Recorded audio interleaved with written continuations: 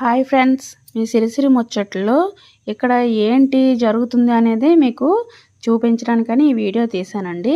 ఇక్కడ 400 సంవత్సరాల క్రితం అమ్మవారి గుడి ఉండేది. జడ్డమ్మవారు, మా ఊరి అమ్మవారు.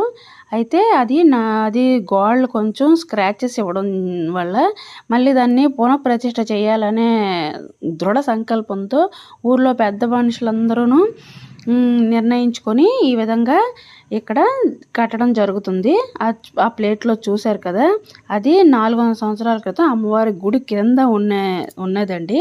దాన్ని ఇప్పుడు మళ్ళీ గుడి కింద పెట్టడం, ఆ 4 పక్కల 4 యంత్రాలు, దాంతో నవధాన్యాలు అన్నీ పంతులు గారు ఎలా చెప్తే అలాగా పూజ చేయడం జరుగుతుంది. ఇప్పుడు చూస్తున్నారు కదా, ఈ కోవిల్లో ప్రస్తుతానికి అమ్మవారిని ఉంచడం జరిగింది. ముందు ఎలా ఉండేది అంటే ఈ విధంగా ఉండేదండి. అయితే జరిపినప్పుడు కూడా మనం ప్రతిష్ఠ చేసినప్పుడు ఎంత ప్రాసెస్ ఉంటుందో అమ్మవారిని పక్కకి జరపడానికి కూడా అంతే ప్రాసెస్తో హోమాలు అన్నీ అయిన తర్వాత ఇంకా స్టార్ట్ చేయడం జరుగుతుంది. భోజనాలు కూడా ఆ రోజు పెట్టడం జరిగింది. ఇంకా అమ్మవారి గుడి ఏ విధంగా కట్టారు, ఎన్ని నెలల్లో కట్టారు అనేది మీకు వీడియోలో తెలియజేస్తాను. నా ఛానల్ సబ్స్క్రైబ్ చేసుకోండి. అమ్మవారి ఆశీర్వాదం అందరికీ ఉండాలి.